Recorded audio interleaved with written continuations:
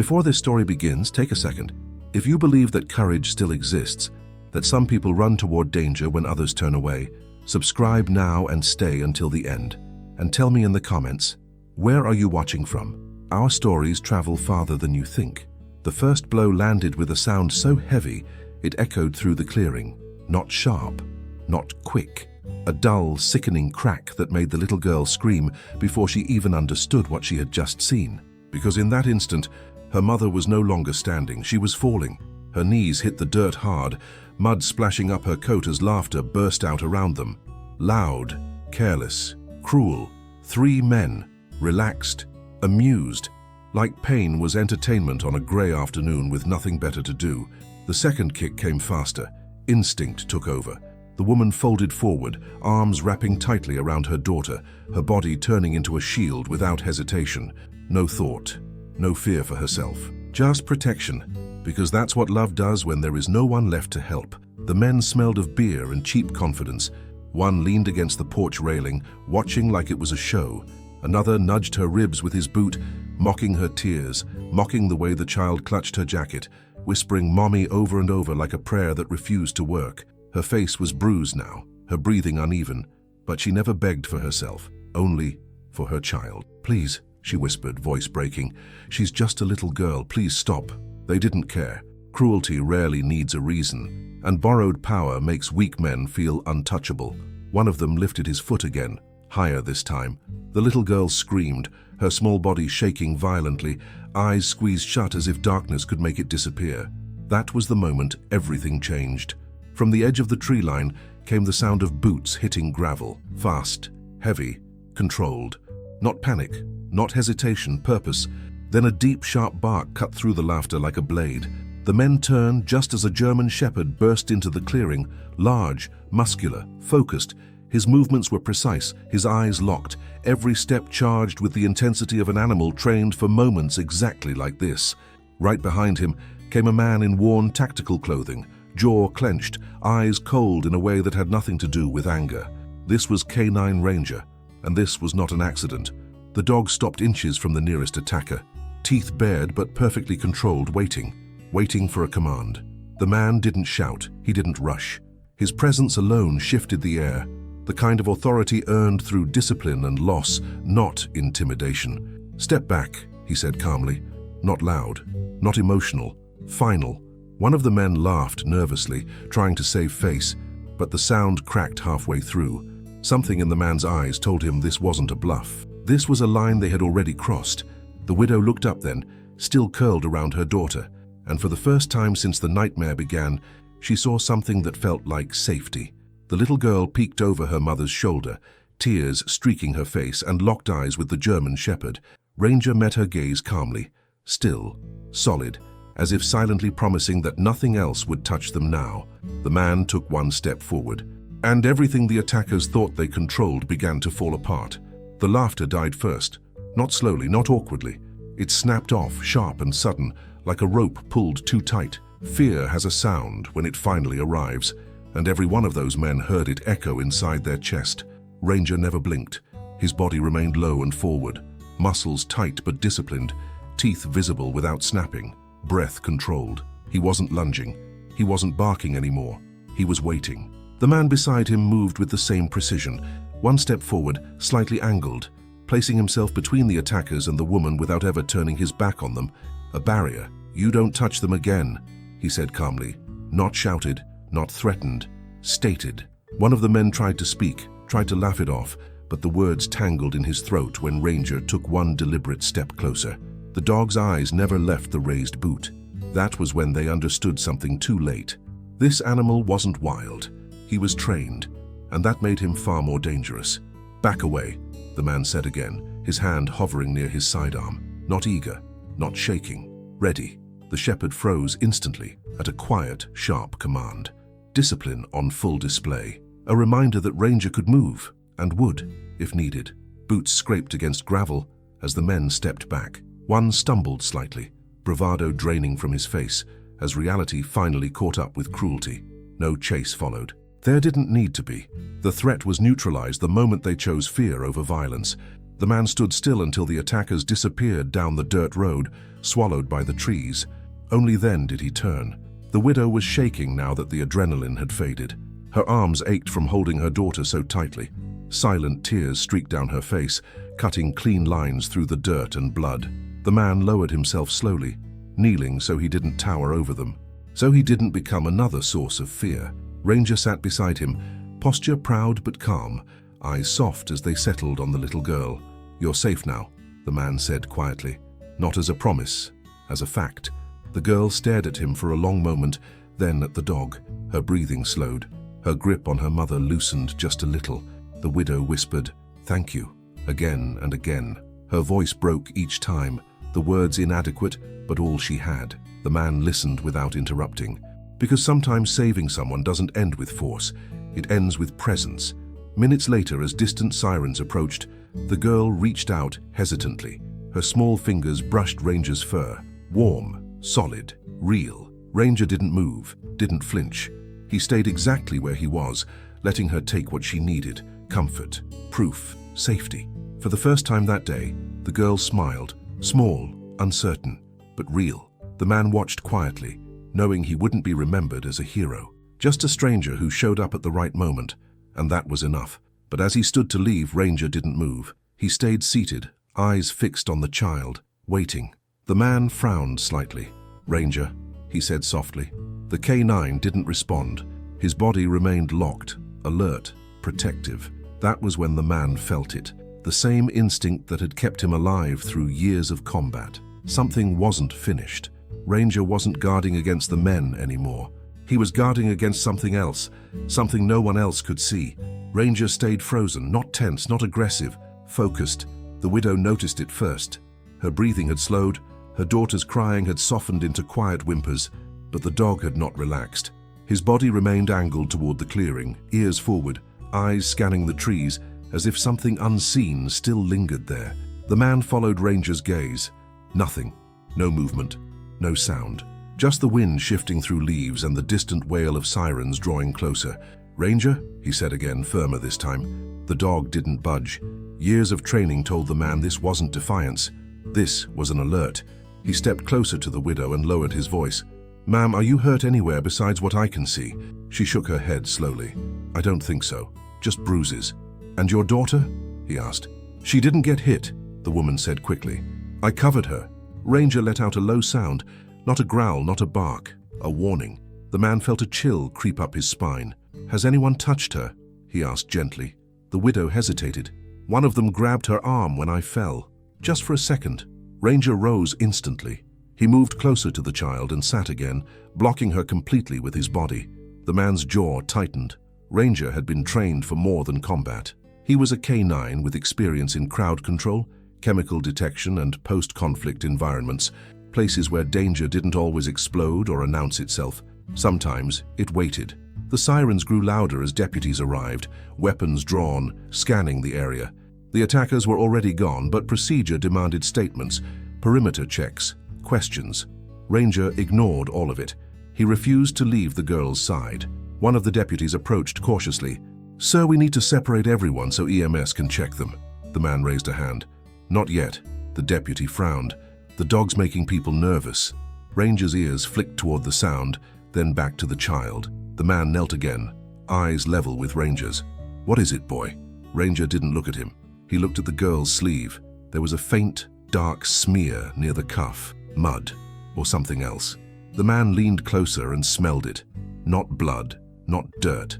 Something bitter, chemical, faint. His stomach dropped. "Call it in," he said sharply. "We need medical now." The widow's face went pale. "Is she hurt?" "I don't know yet," he said carefully, "but Ranger thinks something's wrong." As if on cue, the little girl swayed slightly. Her head dipped forward. "Mommy," she whispered. Then her knees buckled. The man caught her just as she collapsed, lowering her gently to the ground. Ranger lay down beside her immediately, pressing his body against hers, nose hovering near her sleeve. "She's cold," the widow cried. "Why is she so cold?" EMS rushed in moments later, pushing past onlookers. One medic reached instinctively for Ranger's leash. "Don't!" the man snapped. "He stays." The medic hesitated, then stopped. The girl's breathing grew shallow. Ranger stayed pressed against her, refusing to move, his focus unwavering. One medic glanced at the sleeve. "That stain. That's not mud." The man closed his eyes briefly. Ranger hadn't been protecting them from the men. He had been protecting them from what the men left behind. The ambulance doors slammed shut with a sound that felt far too final. Inside, fluorescent lights flickered as paramedics worked quickly, voices low and controlled, movements practiced but urgent. The little girl lay still on the stretcher, her skin pale, her breathing shallow beneath the oxygen mask. Ranger refused to leave her. He jumped into the ambulance without being asked, positioning himself alongside the stretcher, body pressed close as if anchoring her to the world. No one stopped him. Something about the dog's presence made arguments feel pointless. The widow sat on the bench outside the ambulance, shaking violently now that the shock had worn off. Her hands were smeared with dirt and blood that wasn't hers. She kept staring at them, like she didn't recognize them anymore. "She was fine," she whispered. "She was crying but she was fine." The man knelt in front of her, steadying her shoulders. "You did everything right," he said quietly. "You protected her." "But why did she collapse?" the woman asked, her voice breaking. "They didn't hit her." The man didn't answer right away, because he already knew. At the hospital, the emergency rooms swallowed them whole. Doctors moved fast. IV lines, blood draws, monitors lighting up with uneven rhythms that made the widow's chest tighten every time they dipped. Ranger sat perfectly still beside the stretcher, eyes never leaving the child's face. A nurse glanced at the dog, then at the man. "He's not moving." "He won't," the man replied. The toxicologist arrived 30 minutes later, holding a small evidence bag. Inside was the sleeve of the girl's jacket. "That substance on the fabric," the doctor said carefully. "It's not dirt. It's a compound. Colorless, bitter, absorbs through skin." The widow felt the room spin. "Poison," she whispered. The doctor nodded. "A delayed one, designed to take hours before symptoms appear." The man clenched his jaw. The men hadn't just beaten her. They had marked her child and walked away smiling. "If the dog hadn't noticed," the doctor continued softly, "she would have gone home, fallen asleep, and not woken up." The widow let out a sound that didn't sound human. She collapsed into the chair, sobbing as guilt crashed over her in waves she couldn't escape. "I should have seen it," she cried. "I should have known." The man shook his head. "No," he said firmly. "You survived an attack. They planned this." Ranger saw what no one else could. As if understanding his name, Ranger leaned forward and gently nudged the girl's hand with his nose. Her fingers twitched. The monitors steadied slightly. Everyone in the room froze. "She's responding," the nurse said quietly. The widow pressed a hand to her mouth, tears streaming freely now. Hours passed slowly. The poison was identified, treatment adjusted. The danger gradually pulled back, inch by inch. Ranger stayed. Not once did he lie down to rest. Not once did he look away. When the girl finally stirred, opening her eyes just a fraction, the first thing she saw wasn't a doctor. It was the German shepherd. She frowned weakly. "Doggy." Ranger wagged his tail once. "Slow, careful." The widow laughed through her tears. Later that night, as the girl slept under watchful monitors, the man stood in the hallway, fists clenched, staring at the floor. This wasn't random violence. This wasn't cruelty alone. This was intention. And the men who laughed in the clearing had known exactly what they were doing. Ranger sat beside him, finally lowering his body to the floor, but his eyes remained open, alert. The man looked down at his partner and spoke softly. "They weren't finished," he said, "and neither are we." Ranger lifted his head. "Ready." Morning arrived without relief. Grey light filtered through the hospital windows, revealing what adrenaline had hidden through the night. The widow sat curled in a plastic chair, her body aching, eyes swollen, hands clenched together as if letting go might make everything disappear. Her daughter slept under sedation, machines whispering life into the quiet room. Ranger hadn't moved. He lay beside the bed now, chin resting on his paws, eyes half closed but alert. Not guarding out of aggression anymore, guarding out of commitment. The man watched him carefully. He had seen this posture before. Not in war, in aftermath. The investigators arrived just after sunrise. 2 county detectives, 1 state officer. Calm voices, notebooks out, questions rehearsed. They spoke to the widow first. Names, descriptions, the way the men laughed, the way one of them smelled like beer and cigarettes. "Did any of them touch your daughter directly?" one detective asked. The widow hesitated. "One grabbed her sleeve when I fell. Just for a second." The detective nodded slowly and wrote it down. Ranger lifted his head at the word sleeve. The man noticed. They took the jacket for evidence. The toxicology report came back faster than expected. The compound wasn't homemade. It wasn't random.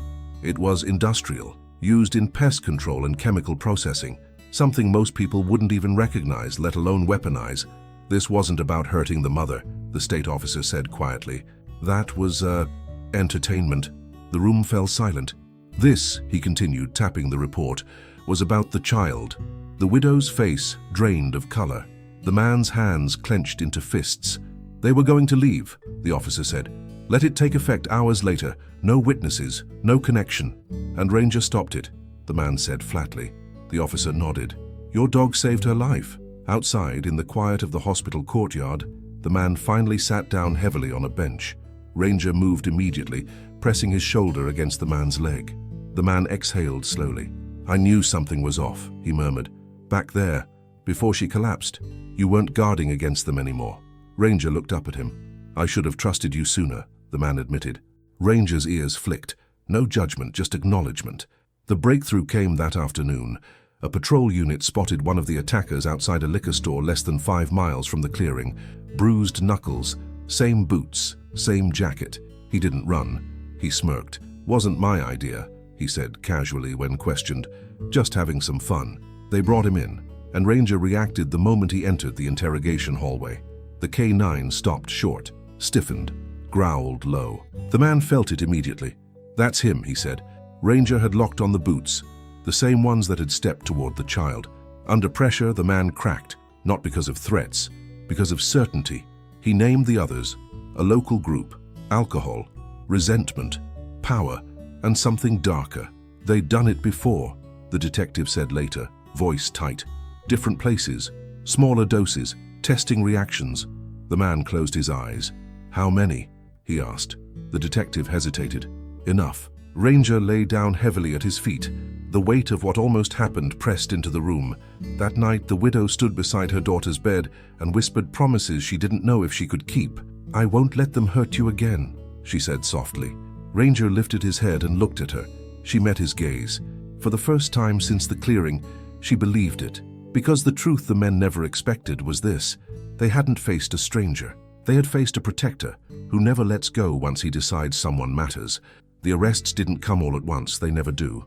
The first man talked just enough to save himself. Names, hangouts, a rundown trailer near the edge of town where bravado replaced intelligence and cruelty passed for strength. By nightfall, warrants were signed.